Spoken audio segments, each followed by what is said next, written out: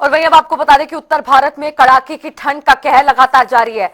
न्यूनतम तापमान सामान्य से कम दर्ज किया गया है। बड़ी जानकारी आपको बता रहे हैं, हरियाणा में भी कड़ाके की ठंड ने लोगों की मुश्किलें बढ़ा दी हैं। कई जिलों में सीवियर कोल्ड डे का ऑरेंज अलर्ट मौसम विभाग ने जारी किया है। तो वहीं शून्य के करीब पारा पहुंचने की संभावना है। पिछले 24 घंटों में प्रदेश के तापमान में भारी गिरावट दर्ज की गई है। घने कोहरे के कारण यातायात भी प्रभावित हुआ है और इस घने कोहरे के बीच लोगों को काफी समस्याओं का सामना करना पड़ रहा है। ठंड का टॉर्चर लगातार दिल्ली, एनसीआर और हरियाणा के क्षेत्रों में जारी है। पहाड़ी इलाकों में बर्फबारी से असर अब मैदानी इलाकों में साफ दिखाई दे रहा है। उत्तर भारत में कड़ाके की ठंड का दौर जारी है और आपको बता दें कि न्यूनतम तापमान भी मौसम विभाग ने हरियाणा में सामान्य से भी कम दर्ज किया है। हरियाणा में इस ठंड के टॉर्चर के चलते आपको बता दें कि लोगों को काफी समस्याओं का सामना करना पड़ रहा है। पारा शून्य के करीब पहुंचने की संभावना है और मौसम विभाग ने ये जानकारी भी दी है कि आगे आने वाले समय में ठंड और ज्यादा अपना प्रकोप हरियाणा में बढ़ा सकती है। साथ ही कोहरे की वजह से जो समस्याएं लोगों को हो रही हैं वो काफी ज्यादा लोगों के लिए दुखदाई है, क्योंकि कोहरे की वजह से विजिबिलिटी काफी कम हो जाती है और इस विजिबिलिटी कम होने की वजह से सड़कों पर जो वाहनों की गति है वो बहुत कम है। सड़कों पर वाहन रेंग रेंग कर चल रहे हैं और इसी की वजह से कई हादसे भी पेश आ रहे हैं।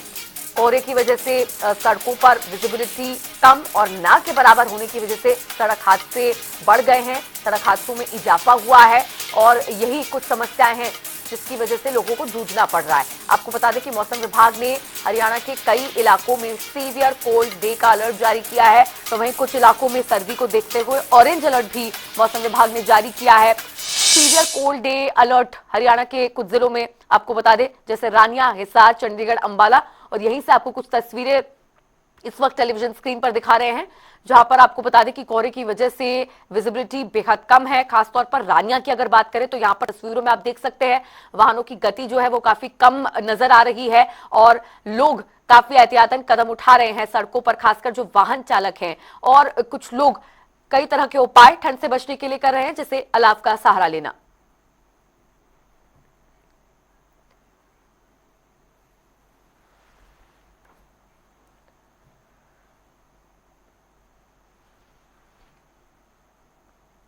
रेवाड़ी से संवाददाता सुरेंद्र गौड़ इस वक्त हमारे साथ जुड़ गए हैं और भी ज्यादा जानकारी के साथ। सुरेंद्र, ठंड का प्रकोप लगातार जारी है, ठंड लगातार बढ़ रही है, तापमान में गिरावट दर्ज की जा रही है। फिलहाल मौसम को लेकर क्या अपडेट रेवाड़ी से? को बताना चाहूंगा कि लगातार जो पहाड़ी क्षेत्र में बर्फबारी हो रही है, इसका असर मैदानी इलाकों में बिल्कुल देखने को मिल रहा है। अगर रेवाड़ी की जिले की बात करें तो रेवाड़ी जिले में लगातार जो शीतलहर का कहर जारी है, इसके साथ धुंध भी जो कोहरा है वो भी लगातार पड़ रहा है, यानी कि डबल अटैक यहाँ देखने को मिल रहा है। अगर बात करें तो पिछले काफी दिनों से अगर तापमान की बात करें तो सिंगल डिजिट में ये तापमान देखा जा रहा था, लेकिन आज अगर आज की रात, बीती रात की बात करें तो यहाँ डबल जो है डिजिट में पहली बार काफी दिनों बाद में तापमान यहाँ देखा गया है। अगर अब बात करें तो अब पूरी तरह से आसमान खुला हुआ है, तेज धूप है, तो इसमें कहीं ना कहीं लोगों को राहत मिलती हुई नजर आ रही है। इसके साथ साथ जो यहाँ रबी की फसल है उसमें भी लगातार कोहरा और शीतलहर देखी जा रही थी, तो उससे भी कहीं ना कहीं किसानों को राहत मिलती हुई नजर आ रही है। किसान अब चिंतित थे, अब कहीं ना कहीं उनकी जो चिंता है उसका थोड़ा बहुत हल निकलता हुआ यहाँ नजर आ रहा है, क्योंकि लगातार धूप निकल रही है, कोहरा भी पड़ रहा है, लेकिन पीछे एक दिन की बीते रात की बात करें तो कुछ जमाव बिंदु नहीं हुआ। अगर रेवाड़ी की बात करें तो रेवाड़ी में 2014 में 1.5 डिग्री सेल्सियस दर्ज किया गया था। उसके बाद में बीती दिन यह तापमान यहाँ रिकॉर्ड किया गया था। ऐसे में काफी लोगों को काफी दिक्कतों का सामना करना पड़ रहा था, जनजीवन पूरी तरह से अस्त व्यस्त हो गया था। वहीं अगर बात करें तो अस्पताल में ओपीडी भी इस सर्दी की जो मौसमी बीमारी है उनको लेकर बढ़ गई थी। तो ऐसे में लगातार पुलिस प्रशासन व डीसी की तरफ से एडवाइजरी जारी की गई थी। उनमें कहा गया था कि जो उनको हिदायत दी गई है उसके अनुसार उनकी पालना की जाए। और ऐसे में जो है लगातार प्रशासन की तरफ से भी रैन बसेरे की व्यवस्था की जा रही है। धारोड़ा तो रेवाड़ी में रैन बसेरे की व्यवस्था की गई है। लोगों को आगाह किया गया है कि वो खुले आसमान में न सोए। इसको लेकर पुलिस को भी हिदायत दी गई है कि कोई बाहर सोता हुआ मिलता है तो उसको में वहां जाके उसको सोया जाए। तो ऐसे काफी जो चीजें देखने को यहाँ प्रशासन की तरफ से मिल रही है। ठीक है, सोनीपत से संवाददाता सुनील मोर भी हमारे साथ जुड़े हुए हैं और भी जानकारी के साथ। सुनील, सोनीपत में मौसम को लेकर क्या अपडेट मिल रहा है? चूंकि सोनीपत हरियाणा के सभी जिलों में से सबसे ज्यादा ठंडा जिला फिलहाल माना जा रहा है, चूंकि जो तापमान है वो भी कम दर्ज किया गया है, काफी 1.6 डिग्री सेल्सियस तापमान। ये काफी चिंता की स्थिति है। जी बिल्कुल ईशा, देखिए सोनीपत का जो रात का तापमान था वो 1.4 डिग्री तक पहुंच चुका था और जो है धुंध, अब आज का जो मौसम है वो काफी और दिनों की बजाय सही है, क्योंकि जिस तरीके से लगातार शीतलहर चल रही है, उन शीतलहर की वजह से कोहरे को जो है शीतलहर जमने नहीं दे रही है और कहीं ना कहीं वाहन चालकों को अब वाहन चलाते वक्त सावधानी जो है वो बरतने की जरूरत है, क्योंकि धुंध की वजह से जो है पहले भी यातायात के जो सड़क दुर्घटनाएं हैं वो भी सामने आई है। और लेकिन किसानों की अगर हम बात करें तो इस ठंड से जो है गेहूं और जो सरसों के किसान हैं उनको काफी फायदा हो रहा है, और लेकिन जो सब्जी के किसान हैं उनको इससे जो है दिक्कत हो सकती है, क्योंकि जो पाला और जो धुंध गिर रही है उससे फसल जो सब्जी की है उसको नुकसान काफी हो सकता है। जी ईशा। अब सुशील, फिलहाल जो किसान हैं, कुछ किसानों के लिए ये ठंड वरदान की तरह साबित हो रही है, लेकिन कुछ किसानों के लिए मुश्किलें बढ़ गई हैं। तो वो कौन सी फसलें हैं जिनको इस ठंड से और धुंध से नुकसान पहुंच सकता है? जी ईशा, देखिए जो सब्जी की जो फसलें होती हैं उन सभी फसलों को जो है पाला और जो धुंध है उसकी वजह से काफी परेशानी हो रही है, क्योंकि जो फसलें गेहूं और सरसों की फसल है उसको इस वक्त जो है ठंड की काफी जरूरत है, और जितना भी अब तापमान गिरेगा उससे उस फसल की पैदावार होगी वो काफी बेहतरीन होगी। लेकिन जो सब्जी की फसलें हैं उसकी पैदावार में भी कमी आएगी और वो फसलें खराब होने के इसका नुकसान है वो हो सकता है, क्योंकि जो फसल है सब्जी की उसको इतनी ज्यादा ठंड की आवश्यकता नहीं होती है। लेकिन अब जो ये पारा लगभग 1.4 डिग्री तक जो है तापमान गिर चुका है, ये लगभग 5 साल का जो रिकॉर्ड है सोनीपत में वो दर्ज किया गया है। पिछले 5 साल में सबसे ठंडा जो है ये दिन आज की जो रात वो रही है, और इसकी वजह से जो किसान है खासकर गेहूं और सरसों की फसल के जो किसान हैं उनके लिए तो ये वरदान साबित होगी, लेकिन जो सब्जी के फसल के जो किसान हैं उनको इससे ठंड और पारा जो गिर रहा लगातार और धुंध की वजह से काफी नुकसान हो सकता है। उन किसानों के चेहरे पर जो है चिंता की लकीरें जरूर देखने को मिल रही हैं। जी ईशा। ठीक है।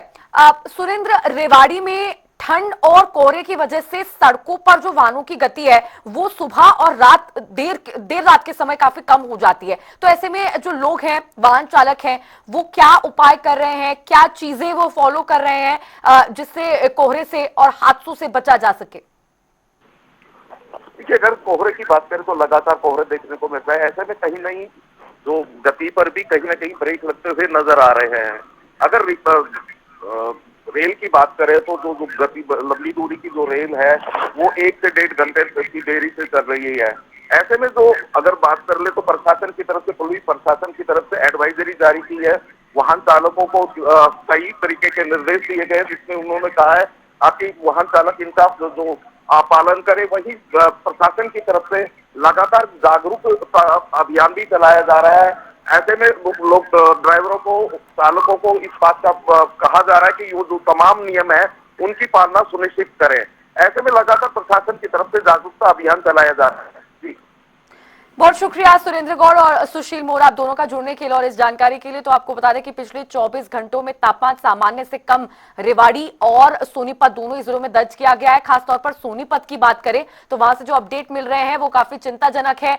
ठंड की वजह से लोग काफी परेशान हैं और बीती रात का जो तापमान है सोनीपत में वो करीब 1.4 डिग्री सेल्सियस दर्ज किया गया था, जिसकी वजह से पाला जमने की स्थिति और फिर फसलों को नुकसान, इसकी वजह से किसान भी काफी परेशान है। लेकिन रेवाड़ी से जो अपडेट सामने आया है उसके मुताबिक फिलहाल ठंड बरकरार है, लेकिन धूप के कारण लोगों को कुछ राहत जरूर मिली है। इस समय हम मौजूद हैं चौधरी चरण सिंह हरियाणा कृषि विश्वविद्यालय में। मौसम वैज्ञानिक है डॉक्टर CS डागर। इनसे जानते हैं कि आने वाले दिनों में मौसम का मिजाज कैसा रहेगा हरियाणा को लेकर, हिसार को लेकर। जी डॉक्टर साहब, मौसम को लेकर आने वाले समय में किस तरह की स्थिति रहेगी? अभी जैसे पिछले 2 दिनों से अगर हम देखें तो प्रदेश में शीतलहर का प्रकोप बना हुआ है और अगले 2 दिनों में भी तापमान में ज्यादा बदलाव की संभावना नजर नहीं आ रही है। हालांकि उसके बाद 2 दिनों के बाद थोड़ी से जो रात का तापमान है उसमें बढ़ोतरी दर्ज हो सकती है, क्योंकि 16 तारीख से एक पश्चिमी विक्षोभ एक्टिव हो रहा है, तो उसकी वजह से रात के तापमान में थोड़ा मौसम परिवर्तनशील होगा, तो रात के तापमान में थोड़ी सी बढ़ोतरी दर्ज हो सकती है। इसके साथ ही उसके 16 तारीख के बाद 19 तारीख को एक और वेस्टर्न डिस्टरबेंस की संभावना है, तो जिसके मद्देनजर 19 तारीख 19 और 23 के बीच में संभावना ये है प्रदेश में कहीं कहीं जो बारिश, बूंदाबांदी, हल्की बारिश हो सकती है। और अगर हम धुंध की बात करें तो अगले 4-5 दिन धुंध करीब करीब बनी रहेगी, कहीं कम कहीं ज्यादा। अभी धुंध से निजात तो मिलने के आसार नजर नहीं आते हैं। सर, अभी बात की जाए, शीतलहर लगातार चल रही है, जबरदस्त सर्दी पड़ रही है, तो क्या कारण है इसका जो लगातार और ठंडी हवाएं चल रही है? इसकी वजह है कि अभी जैसे हमारे अगर हिमालय रीजन को हम देखें, या जम्मू कश्मीर का जो है, तो वहां पे बर्फबारी हुई है पिछले दिनों में, और उसके साथ जो नॉर्थ वेस्टर्ली विंड चल रही है, तो वो जो ठंडक है वो नीचे मैदानी इलाकों में परकुलेट हवा के साथ धीरे धीरे हो रही है। दूसरा, हरियाणा के ऊपर एक एंटी साइक्लोनिक सर्कुलेशन, जो अपर एटमॉस्फेरिक जो है वहां पे एक एंटी साइक्लोनिक सर्कुलेशन बना हुआ है, तो उसकी वजह से भी ये जो तापमान में गिरावट हो रही है।